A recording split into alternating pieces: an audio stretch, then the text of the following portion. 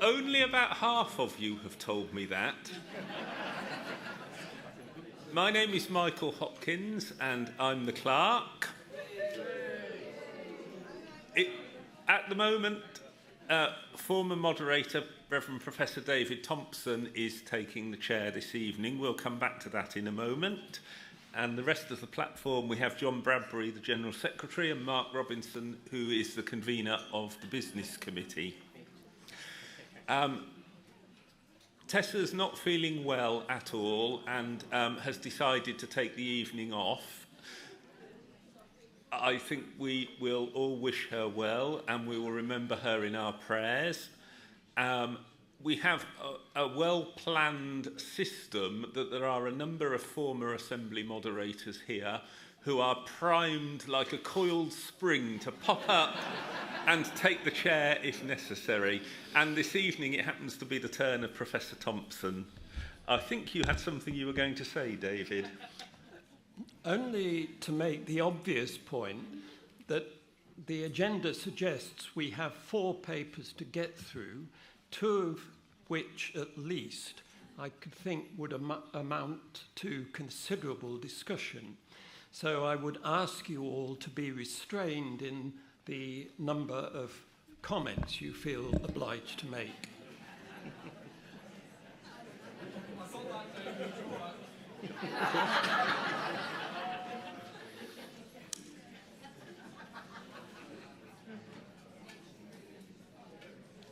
So, moderator, while the Ministries Committee are coming to the microphone, we're moving to business of the Ministries Committee.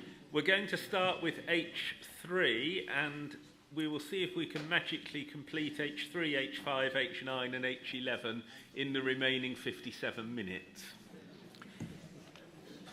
Paper H3 is on page 177.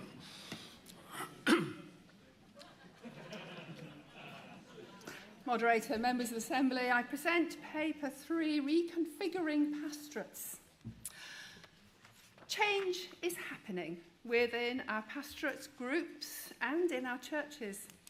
Change is inevitable as we seek to provide ministry serving church communities. We are all aware that much of this ministry is provided by elders, lay preachers and local leaders. How we deploy ministers of word and sacraments then becomes how to assist in this provision of ministry. Changes to how this is formed and reformed, not a play on words, can need to happen when churches close or ministers move on. This often also needs to happen when ministers have not moved on and delicate work needs to be done in forming new patterns of deployment for existing ministers. And it may happen when there is a withdrawal of call as churches move into a new pattern. We are indebted to so many, including our moderators, who undertake the increased work that this entails as they seek to consult and collaborate in this process. Paper 8.3 has been produced to give a process for synods in how this can happen and gives guidance on difficult issues around where there has been a withdrawal of call, where MAT's provision is involved, and how to assist a minister to seek a call elsewhere. It has to be said as well that these guidelines have been trialled in several synods, and we have had good reports. It has worked to good effect. And so, moderator, I move on behalf of Ministries Committee, General Assembly adopts the process for reconfiguring pastorates and scopings, Resolution 20. Thank you. Questions for clarification?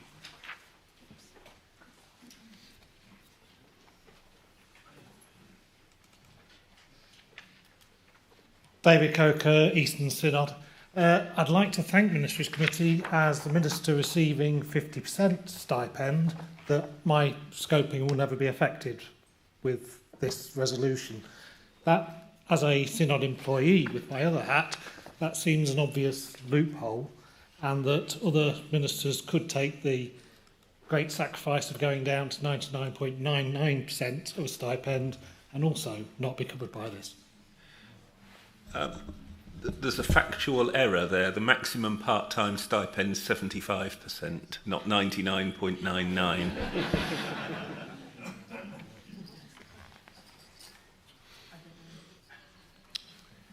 Any other questions? Yes.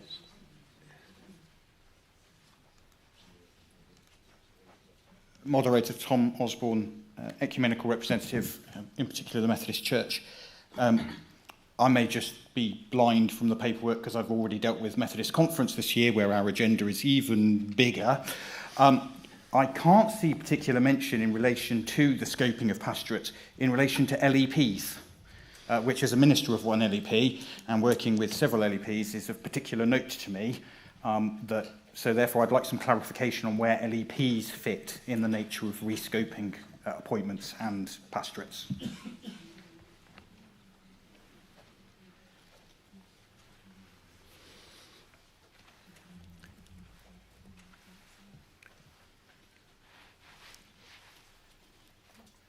You'll have all the questions answered at once. But,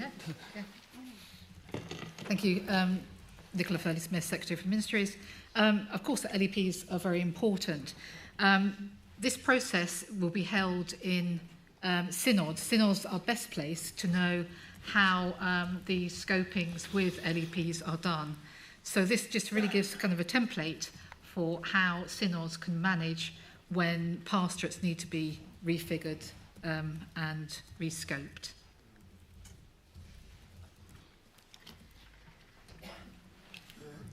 do you have any clarification on Dave Coker's point? I'm not sure what the point was. Synod employees who are just below, the clerk pointed out, it has to be 75% below. Can they escape via that loophole? Not if the synod feels it's not within the deployment of that synod. Synods are responsible for their own deployment. The Ministries committee gives full-time stipendiary equivalent ministries, so you can divide that in whichever way you want as a synod. But the actual deployment of synods is not a ministry's decision. It's a decision that's made in the local, in the synod. If the synod wishes for you not to be included, then Dave? Policy only says 100%. Because that is what we've been dealing with. Yeah, but by specifying that, you're saying 50s and 75s can't be negotiated. I don't think that necessarily follows, No, actually. No. It simply means it's not covered. I'm sure another policy can be produced to cover them. After the one on birthdays.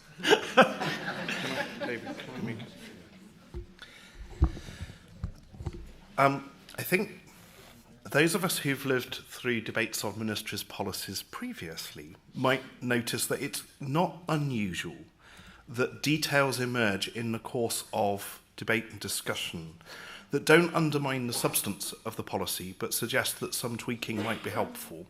And when that happens, quite often what we've done is to adopt the policy, and the committee gives an assurance that the relevant tweaks that emerge through debate will be taken into account and a revised version of the policy brought back to the next Assembly Executive or General Assembly. And I suspect that the committee might be open to making such assurances on points like that with these policies as well, but I'll look to them to confirm that.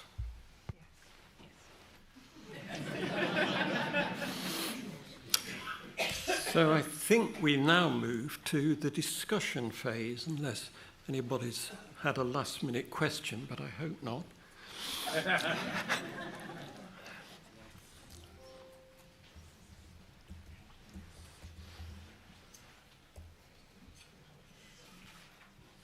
Moderator, members of Assembly, Geoffrey Clark, East Midlands Synod.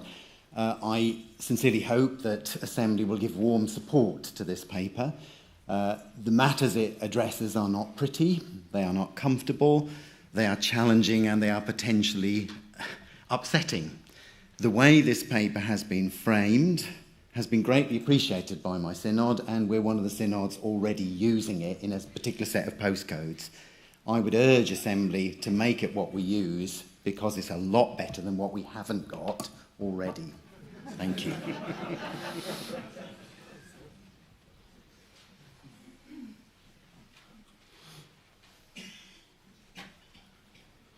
Ruth Wilson, Mersey Synod. I wonder what pastoral care is being put in place to look after the minister involved in this, because on my reading on this, it feels like it's to solve a problem of declining minister numbers. And a minister, although they feel called to a pastorate, may have that pastorate withdrawn. And where does that leave the minister in that situation? What process is being put in any of this to pastorally care for the minister who is in this situation, potentially because of no fault of their own? Thank you. Thank you.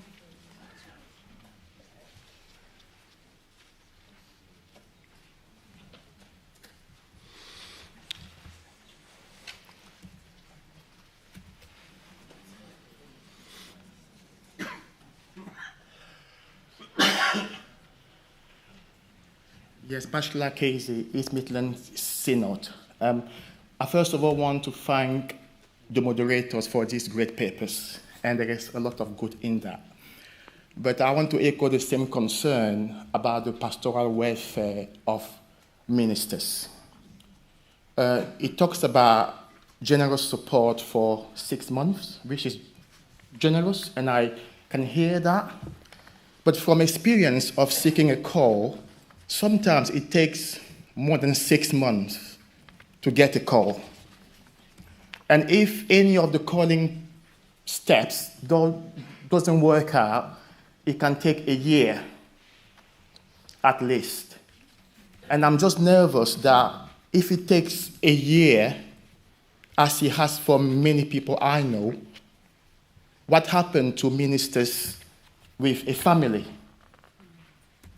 Yes, there is a reference to approach the Pastoral and Welfare Committee, but that is just, there is no guarantee as to what comes at the end of that. And I just feel that ministers and their families need a bit more assurance from this policy. And I was speaking to somebody here who just reminded me a personal details, that there are ministers who weren't born in this country, who come from overseas. And if left without somewhere to live beyond the general 6 months, would have no family to go to. So although I welcome this amazing report, I still wonder whether we can be more clear about the support to ministers. Maybe not 6 months, but could there be a partial support for at least a year, I think? Thank you. Thank you.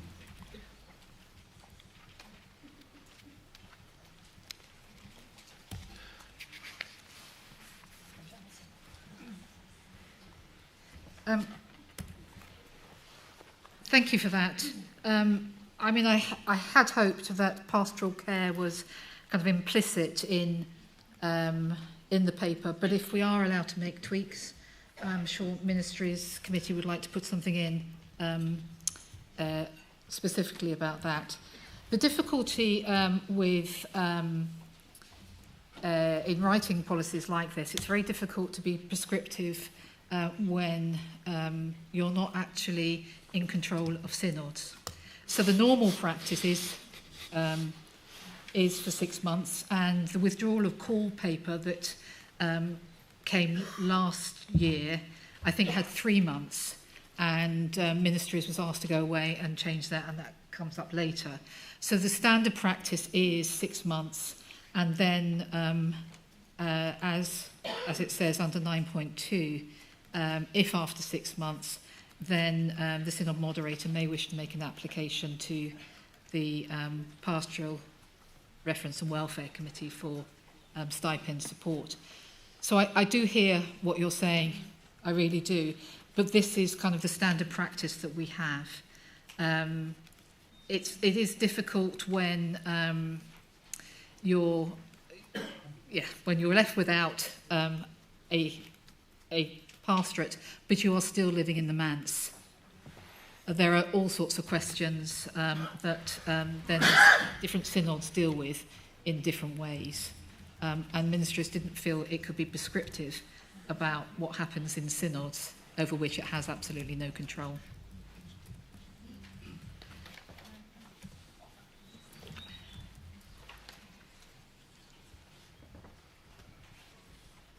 It's not the synods that employ the ministers, though. It's Church House, isn't it? Sorry. Moderator, it's very important to be clear, stipendiary ministers are not employed by anyone. They are office holders, and ministers come under the oversight of the synod as set out in the structure.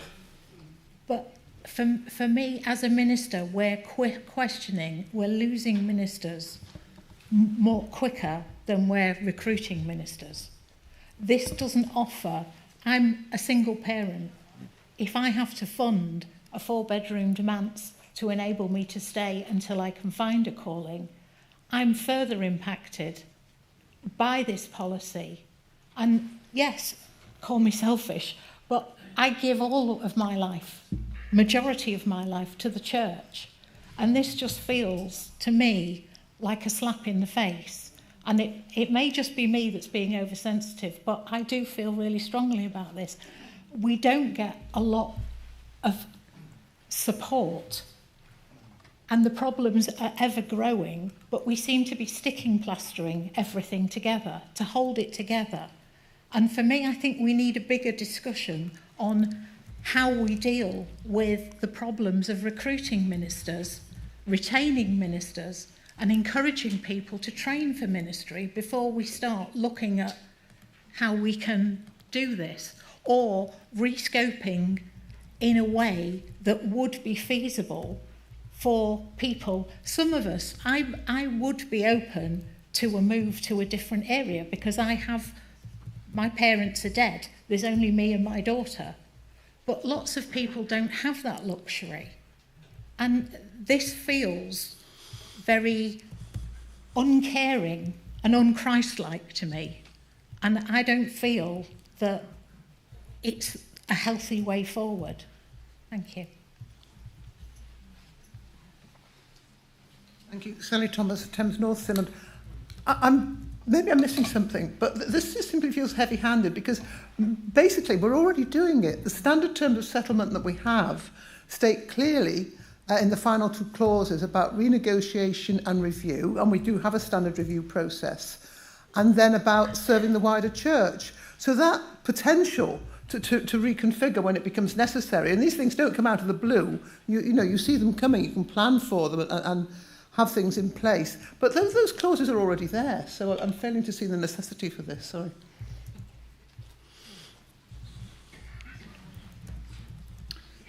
Romilly Micklem, Wessex.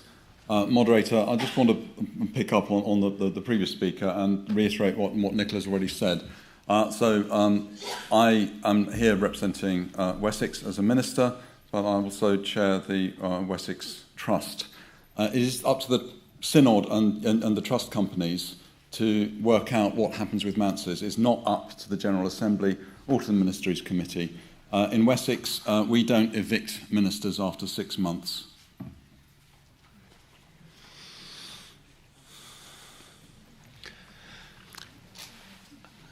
I think, Moderator, you may wish to ask the Assembly if it's ready to make a decision or not. I think I do.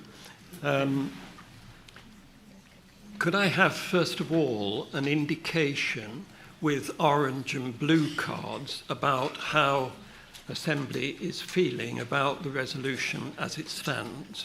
Could those who are, well, just, you can put both up at the same time.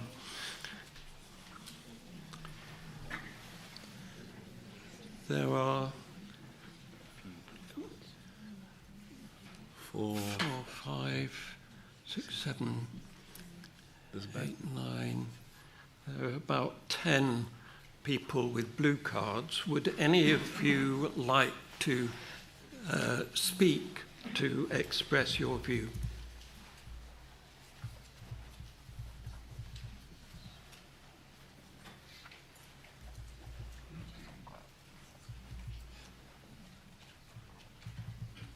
Moderator Andrew Mderara, East Midlands Synod.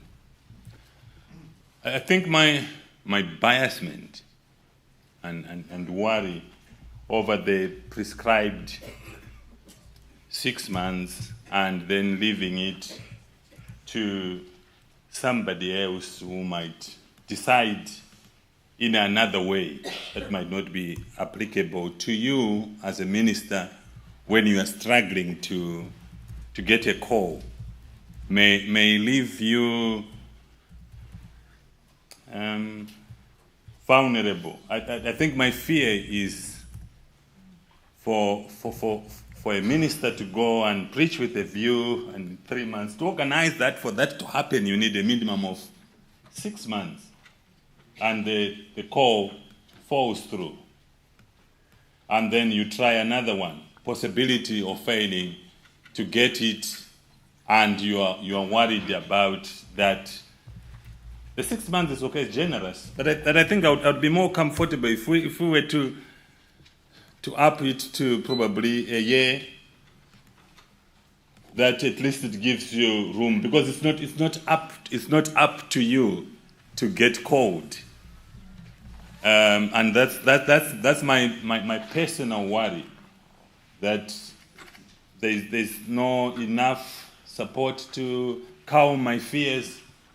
And probably I'm worried about my vulnerability as somebody who would not have the backup of the family to fall on. I can't just say, this call has fallen through, I can go and stay with my uncle, because I don't have that luxury. So that's my big fear and worry.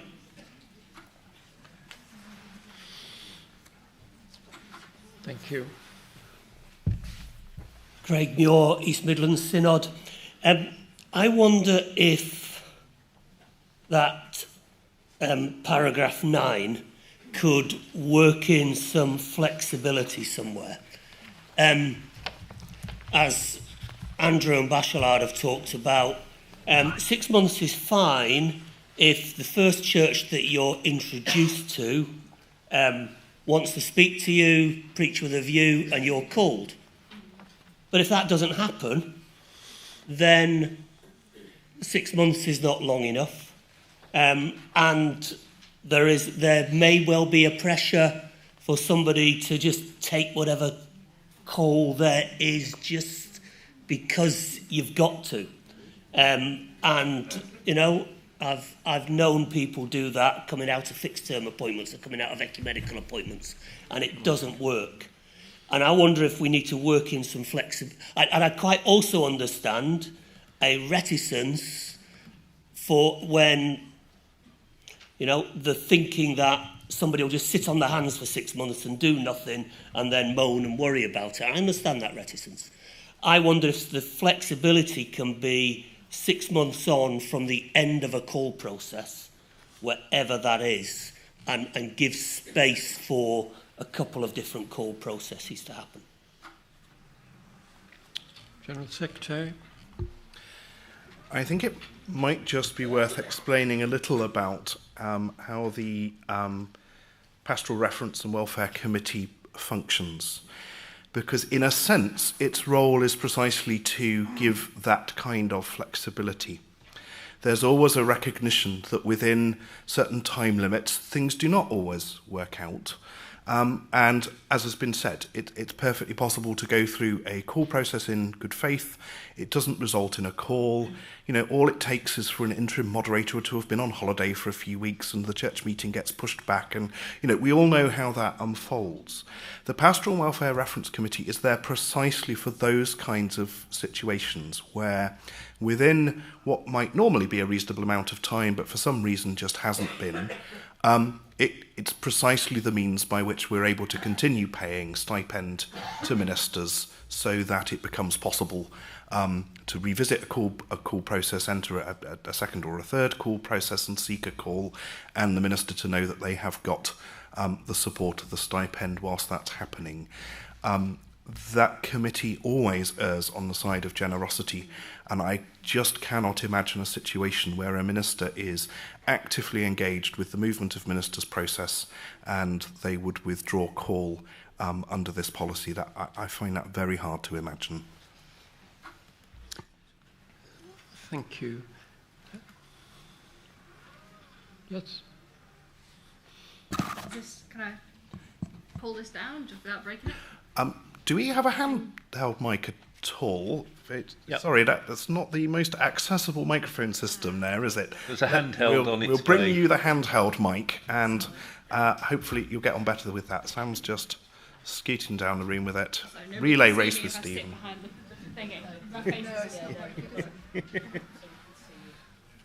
There we go. That's better. Thank you. Thank you. Sorrel Ayres, Wessex Synod, moderator. I am somewhat reassured by what John's just said about the pastoral thingy committee. So I'm not a minister. I mean, I'm 23. I'd be making fast work of it. But I am somebody who feels a very strong call to ministry, and I am exploring the discernment process. And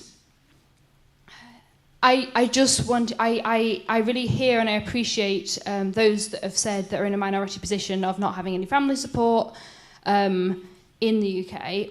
And I just wanted to add another perspective from somebody maybe in a minority as a minister, if the call is tested and I get that far. So there's a couple of things for me. 6 months does feel short for me, particularly as someone who has limited churches that I can serve. And that's in terms of access. Not all of our church buildings are wheelchair accessible. I can't serve in a church that I physically can't enter. That's in terms of me being openly queer, and obviously our churches have a very wide range of views on that, and that is fine, but it does mean that, again, I am limited and that there are less places that I can go to compared to, say, somebody who might be able-bodied, a straight guy, for example. And just in terms of the manse or housing allowance and so on, finding accessible accommodation in the UK, especially at short notice, is very difficult unless you have lots of money to throw at the problem to adapt stuff straight away, and you have a willing landlord that will let you do that. And so I say I am reassured by what John's said about the pastoral provision, but for me personally, going into this and spending my life in it with the awareness that many of those things I've just mentioned aren't going to change, I would personally welcome a more official potential for a longer time, whether that's 6 months as standard with an actual sort of a written provision for, say, 6 months further as exceptional. I recognise I don't have full understanding of how all these things work, as I am not yet in a position of ministry. Thank you.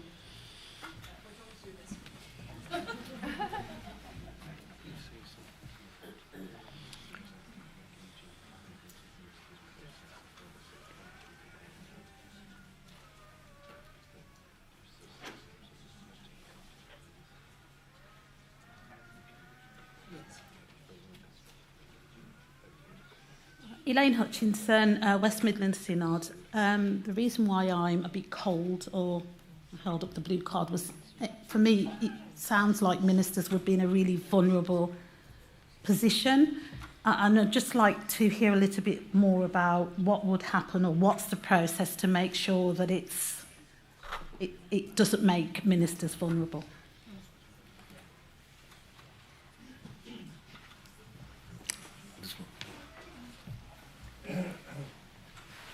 Steve Faber, West Midlands Synod. Thank you, Moderator. I want first of all to affirm very much what the General Secretary was saying.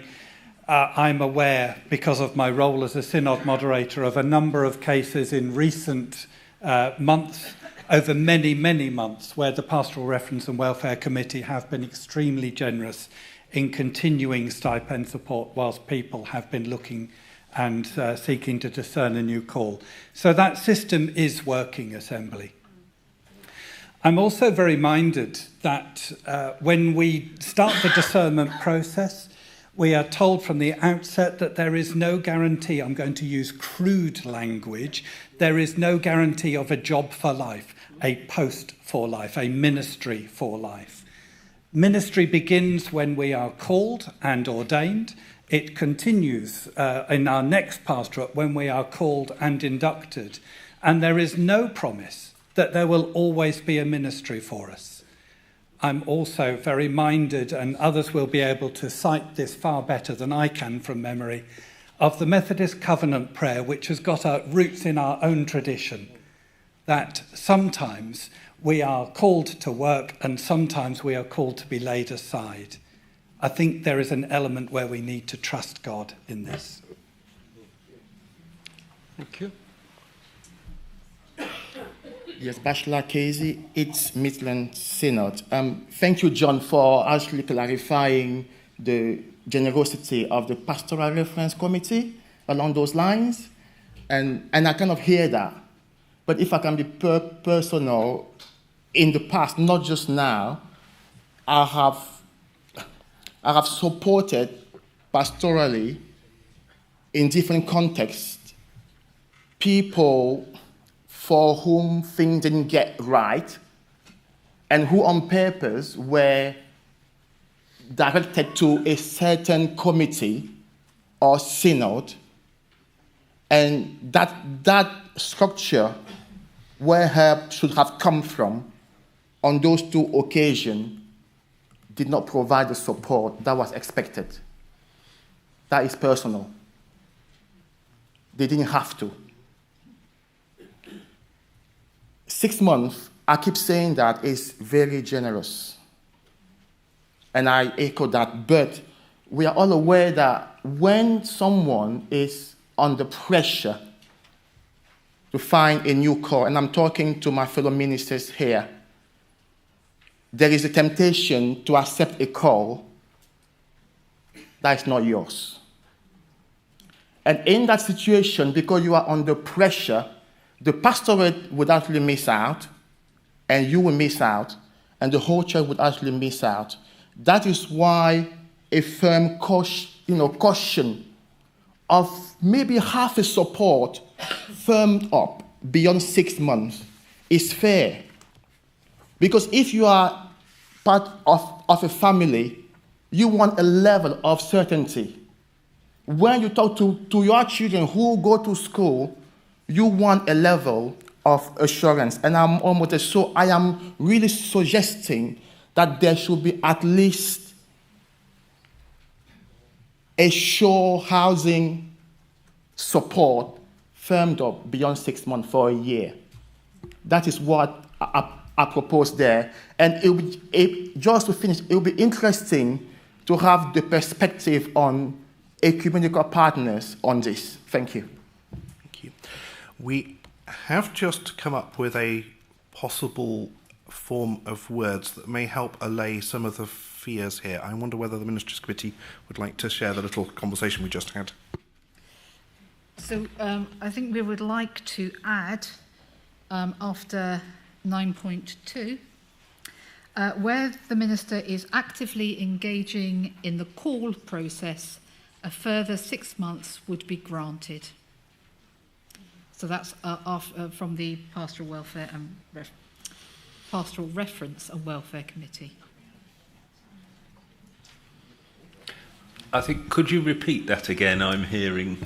Where the minister is actively engaging in the call process, a further 6 months would be granted. That's stipend support would be granted, sorry. Yeah. Romilly Mixon, Wessex, that was the point I was coming to the microphone for. As we've already mentioned, housing is actually not within the scope of what we're talking about here. It's not the purview of Assembly. Can I make another comment? That this actually is not something that Ministries has dreamt up. Ministries was asked to write this because the current situation that we have is not adequate enough. So I just wanted to make that quite clear to Assembly. If I could just elaborate that point a fraction. The point Sally made is entirely right. Terms of settlement already make it clear that one's pastorate may change. There has never been any process by which we've agreed that that should happen. And a process means that everybody is secure. It's clear who gets consulted, how that happens, what the timeframes are. At the moment, without a due process, that's open potentially to abuse either from ministers or from synods. With a process, everybody is secure and clear.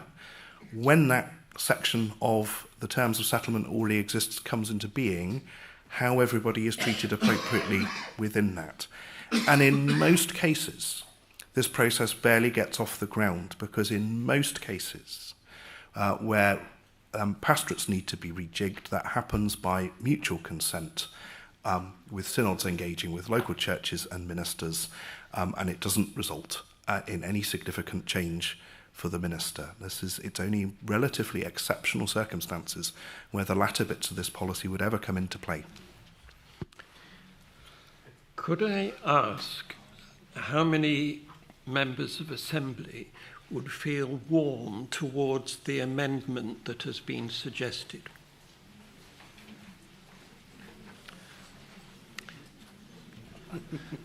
I think you may wish to invite the Secretary of PRWC to speak, moderator. Yes.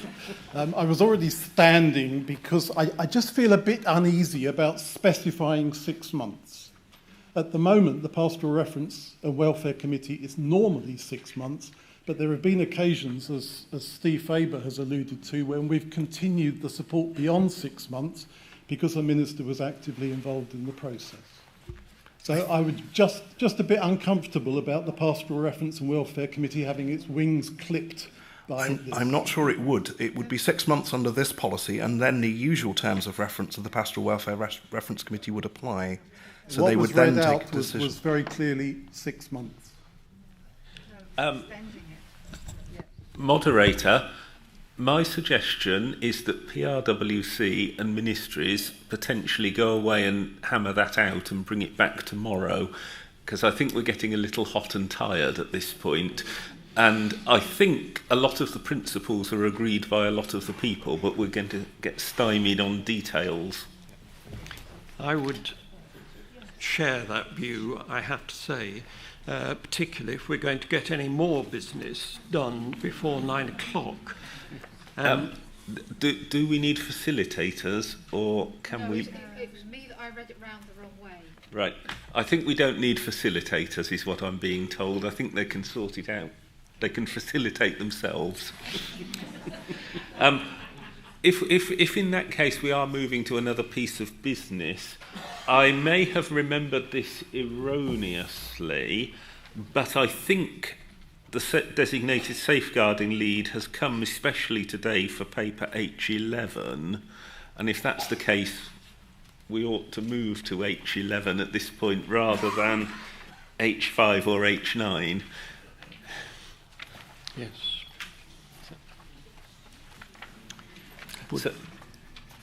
Would that be acceptable to Assembly? In which case we shall move to H11 and invite whoever is to speak to it, so to speak. I think Ministries are presenting it, but the designated safeguarding lead is here to answer specific safeguarding questions. So we're moving on to paper H11, Guidelines for the Safer Recruitment of Those Who Lead Worship in Our Churches.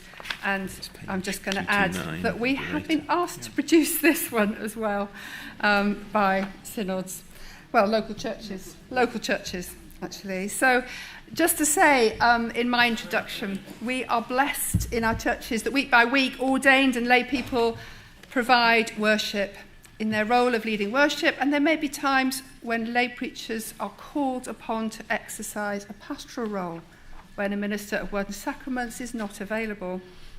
They then need to adopt similar standards of integrity in their lives and their relationships. Hence, there is a need for all lay preachers and worship leaders to be safely recruited, and we are aware of that already. However, there are times when URC services are led by worship leaders and preachers who are from outside the denomination. Most are in good standing with their own denomination and have been trained for their role. This paper sets out the expectations for churches to safeguard their life and carry out safe recruitment processes for those who are not URC. So I draw your attention to paragraphs 5 and 6 particularly, which outline the processes for safe recruitment for those from outside the URC and who are invited to lead worship more than 4 times a year. You'll note that since writing this paper, the safeguarding legislation for Scotland has been updated. The URC Safeguarding Committee will be updating their processes and bringing a paper to Assembly Executive in 2025. But I wanted to draw your attention to the order paper, which contains an updated version of paragraphs 2.9, 4.5, 5.3b and 6.2b, and the last paragraph of Appendix 1. I'm sure you have all read and absorbed all of those paragraphs. So with those updates to our report, Moderator, on behalf of the Ministries Committee, I move Resolution 35. General Assembly adopts the guidelines for those who lead worship in our churches. Thank you. I failed to say that the paper we're talking about is on page 229, and the relevant piece on the order paper I didn't spot, but I'm sure I can be guided to it. Yeah. Thank you, Moderator. It's on pages 2 and 3 of the order paper. The material on the order paper is technical wording to make sure that we've adequately described in both the England and Wales and the Scotland context what's set out in the paper. I wouldn't like to predict, Moderator, but the material on the order paper might not be terribly contentious to many people. Well, questions for clarification in the first instance?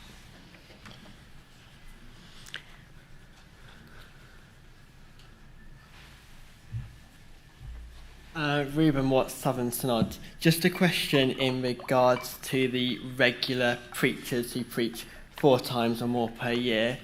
What happens if they say preach 4 times per year but at different churches? Is there going to be some type of record keeping as to who is doing those services and stuff? Good luck with that. Thank you. David Salisbury, National Synod of Wales. A question about 6.3. Notwithstanding the difficulties that 6 and 7 may have in discussion, it seems rather vague as to what the mandated training and support might be should this resolution be carried.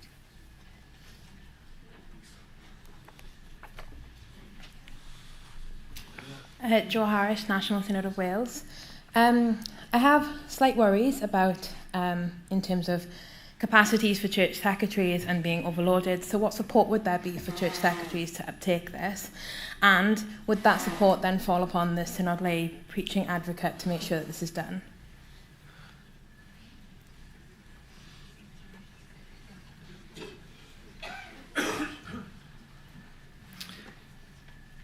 Paul Robinson, convener of Children and Youth Work Committee. The question I have is whether there's been any consideration for young people who would be leading worship in our churches and how well they might be able to undergo the safe recruitment process you've got in mind.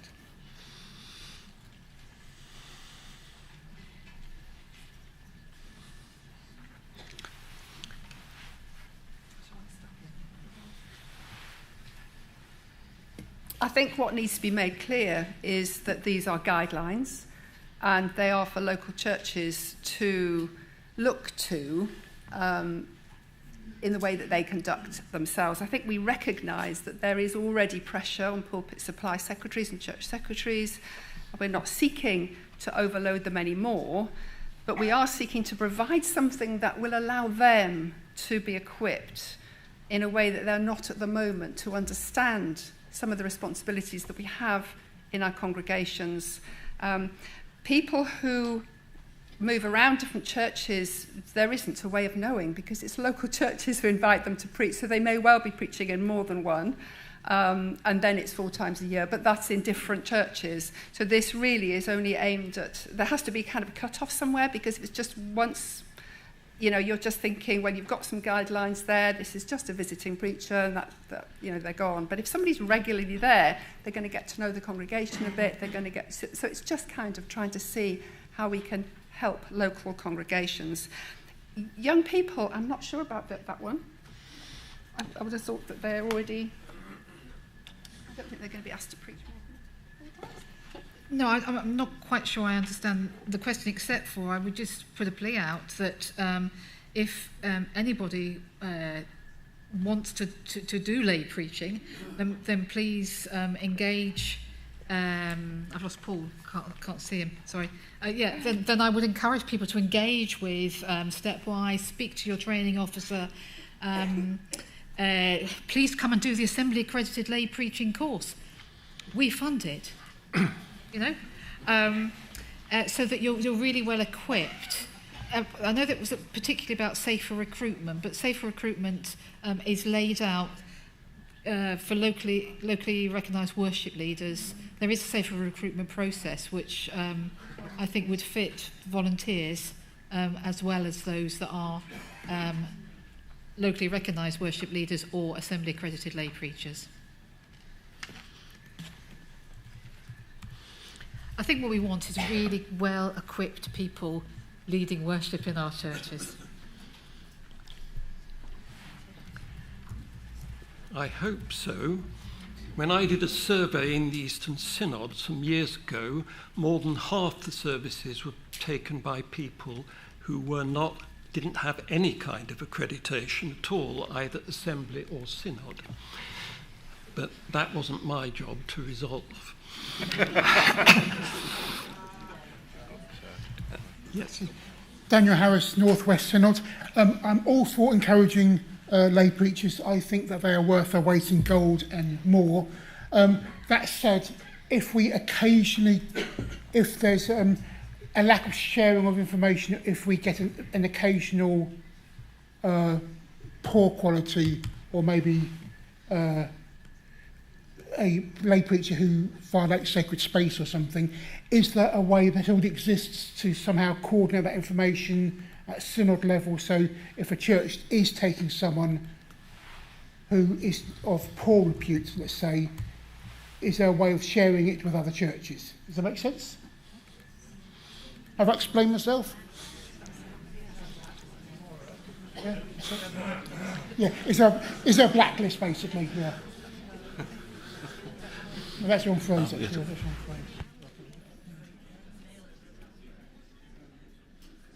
Yes. Sorry, can I just ask for clarification? Do you mean our lay preachers, URC lay preachers? Do you mean a way of sharing intel on our own lay preachers? No, external. External. Yeah, external. Okay. Sorry. Yeah. That's up. I mean, I think that's right.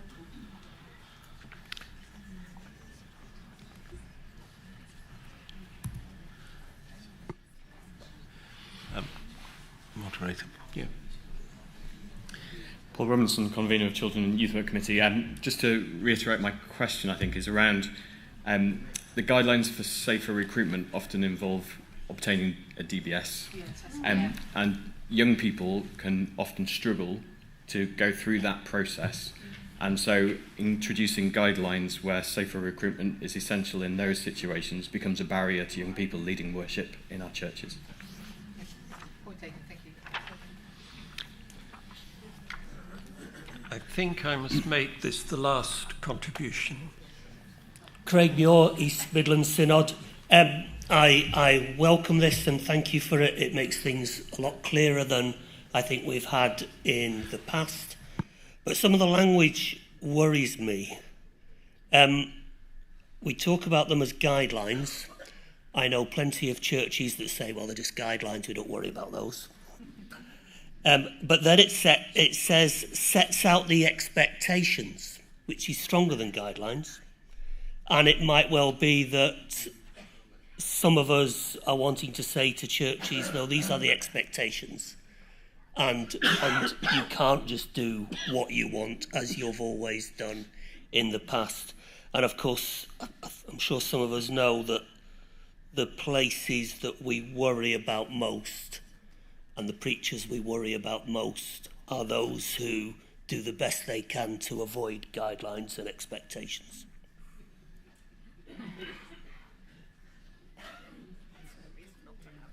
Speaker will be the last one. As someone who has been a voluntary youth leader for longer Could you than give your I'd like to name, admit. please? Oh, sorry. Karen Jones, West Midlands Synod.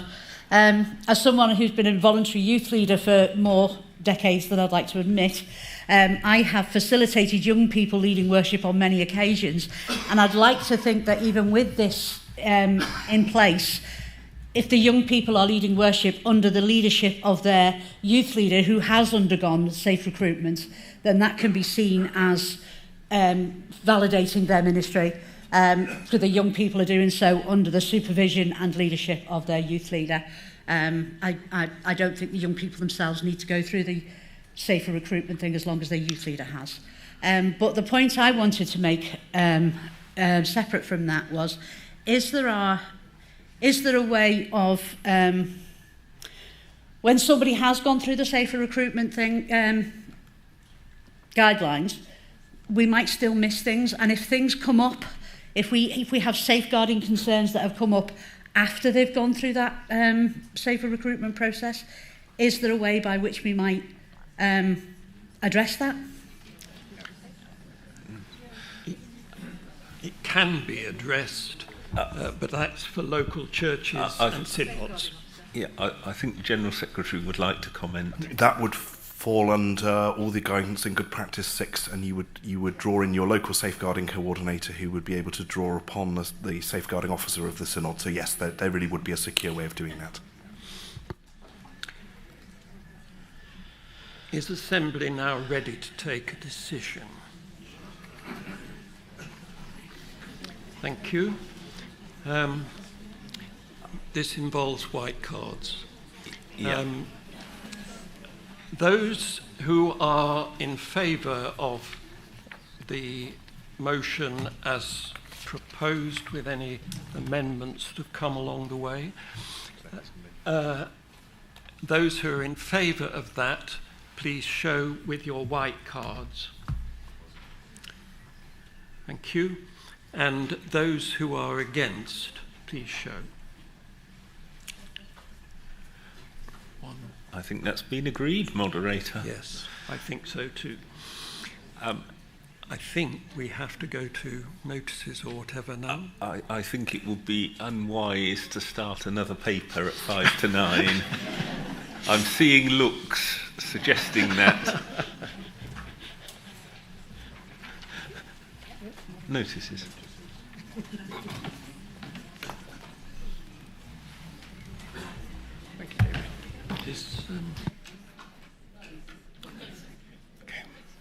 General Assembly, I just have one notice, and that is that there will be gay prayers tomorrow morning at 8:30, and we meet here again at meet for worship. Simply look at the back of your And you see when we meet for worship. So 9 o'clock. Okay, so best wishes. Have a good evening. We have worship coming up next.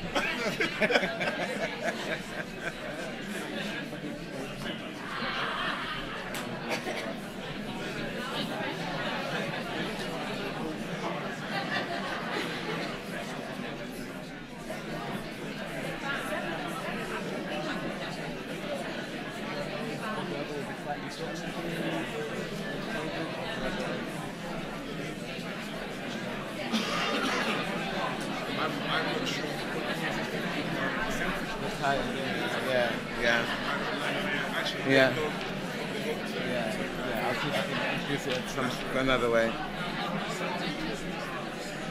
Okay.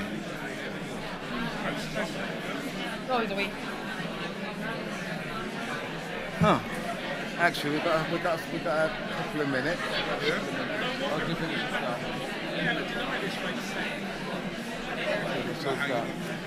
start? Okay, let us gather ourselves. Let us gather ourselves together.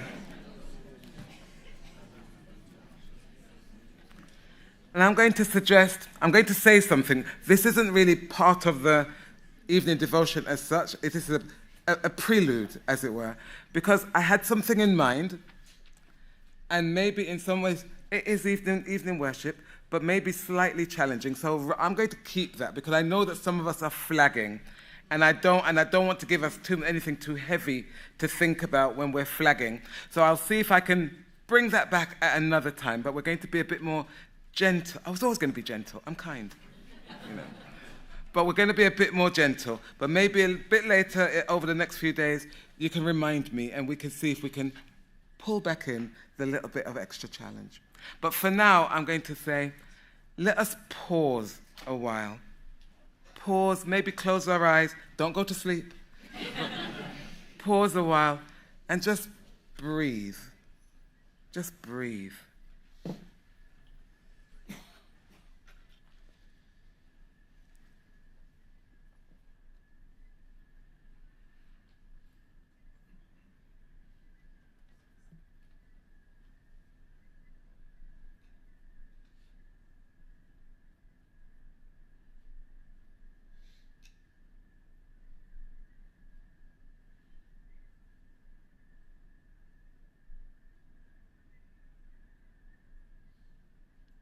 We're holding a moment of silence to reflect on this day. The business and the busyness. The difficult topics. The difficult conversations.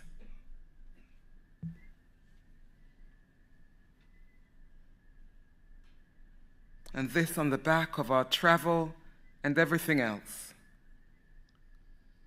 So let's pause and breathe and listen for God's voice.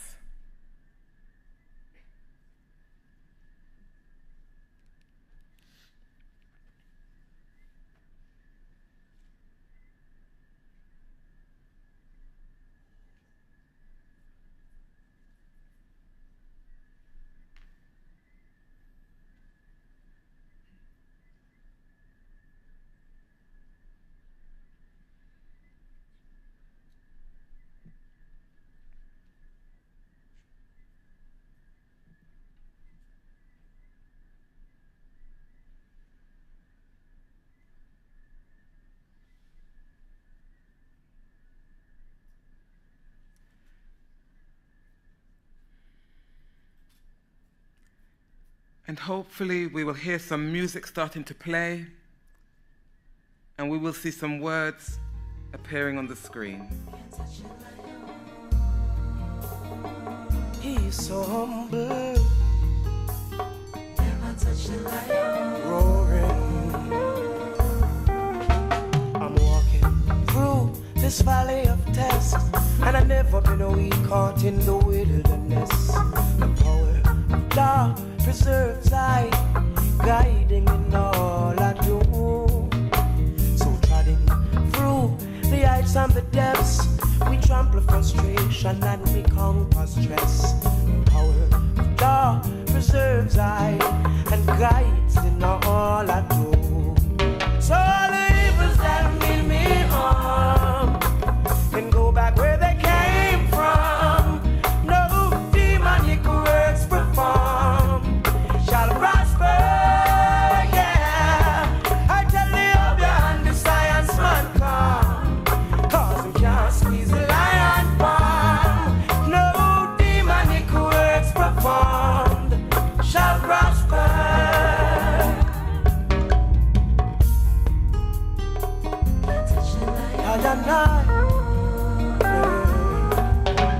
The wages of blessing is ever living a life, so we keep our meditation in high. We'll weather the storm and put up a fight, 'cause we can do anything. And should you feel like giving up, let the strength of your ancestors fill your cup. The power of God preserves I and guides in all I do. So all the evils that mean me harm can go back where they came from. No demonic words performed shall prosper. Yeah, I tell you of your hand, the science man come, 'cause him can't squeeze the lion bar.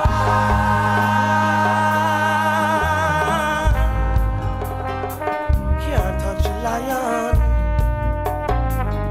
so strong. Roaring lion. And the more them a aisle up, at the more them business wild up.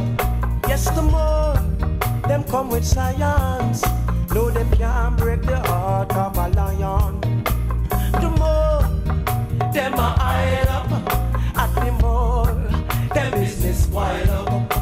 The power of God preserves I and guides in all I do. So all the evils that mean me harm can go back where they came from. No demonic works performed shall prosper. Yeah, I tell you of your hand, the science man come, 'cause him can't squeeze the lion palm. No demonic works performed shall prosper. So all the evils that mean me harm can go back where they came from. No demonic works performed shall prosper. Yeah, I tell you of your hand, the science man come, 'cause him can't squeeze the lion palm. Can't touch a lion, he's so humble. Can't touch a lion, roaring, so strong. Lion.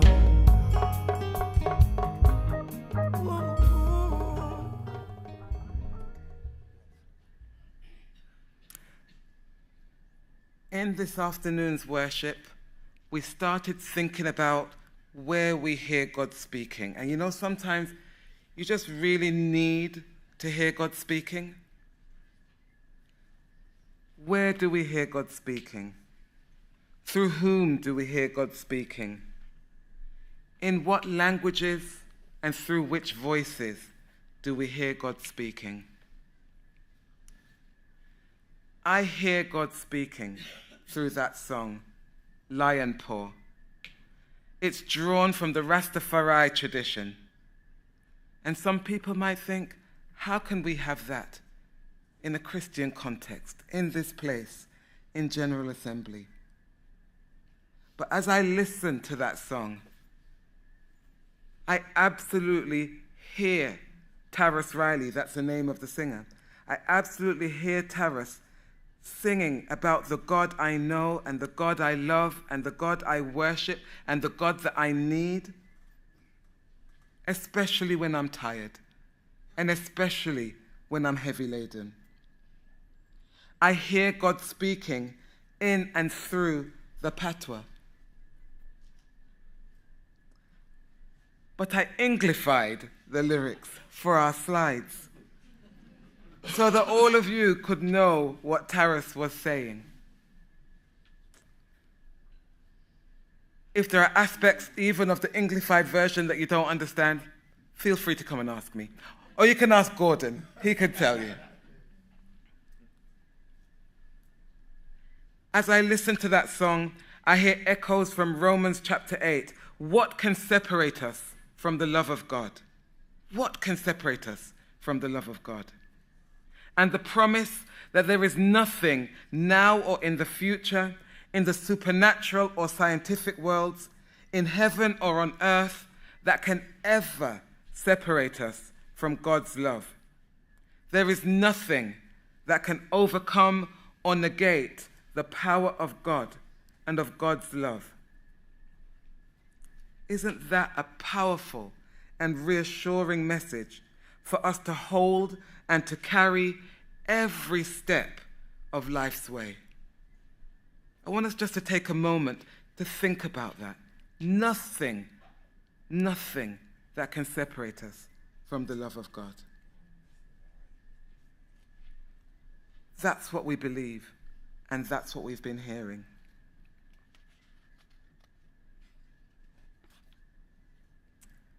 As I listen to that song, I hear God speak, and my heart responds with this prayer, which I think is going to come on the slides, called Your Name. And I invite you, maybe even as I'm sharing it, if you are hearing it, share it within yourself. Reflect on the words. Does it reflect how you feel, what you hear? Your name. God, my God, your name. Oh, your name. I breathe it in, and am filled with the awesome wonder of you. Energized, empowered, encouraged, enabled. I breathe it out, covering my fears and doubts, and every evil that would seek to harm or ensnare. I cling to your name, stand on it, rejoice in it, claim confidence for the road ahead, whichever ways that road may twist and turn. I hide in your name, seek healing and refuge, and strength enough for just one more step when the going feels more than I can bear. My God, sweet God, I call on your name. Always your name. Through laughter and tears, comforts and trials, highs and lows, and everything in between. I lose myself, and I find my full self in the power of your holy name. Amen. Let's hold a time of silence again for our own personal reflections on the day, on what we're feeling, on where we're coming from, where we're heading to. Let's just hold some silence before we round our evening off.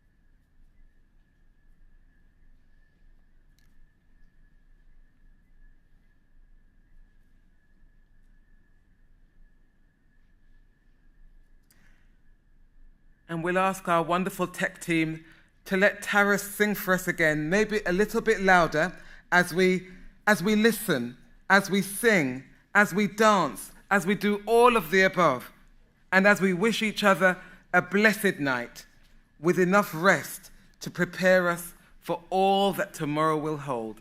So I'm going to say good night, and we'll let Taras take over, and let's join in as we feel led.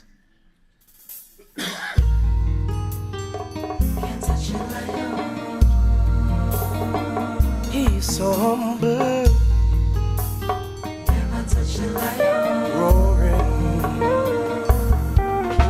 I'm walking through this valley of tests, and I've never been a week caught in the wilderness. The power of God preserves I, guiding in all I do.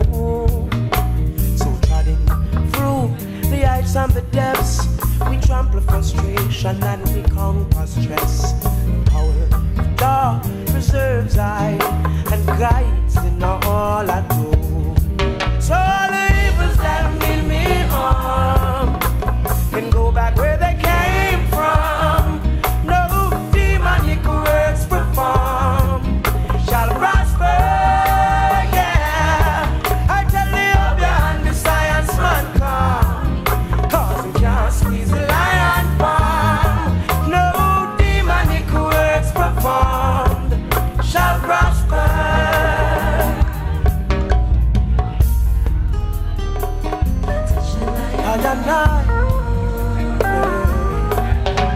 The wages of blessing is ever living a life, so we keep our meditation in eye. We'll weather the storm and put up a fight, 'cause we can do anything. And should you feel like giving up, let the strength of your ancestors fill your cup. The power of God preserves I and guides in all I do. So all the evils that mean me harm can go back where they came from. No demonic words perform shall prosper. Yeah, I tell you, up your hand, the science man come, 'cause him can't squeeze the lion bar.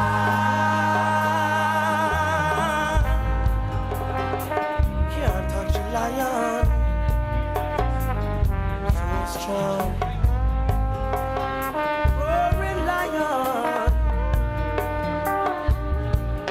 And the more them a isle up, at the more them business wild up. Yes, the more them come with science, no them can't break the heart of a lion. The more them a isle up, at the more them business wild up. The power of God preserves I and guides in all I do. So all the evils that mean me harm can go back where they came from. No demonic works perform shall prosper. Yeah,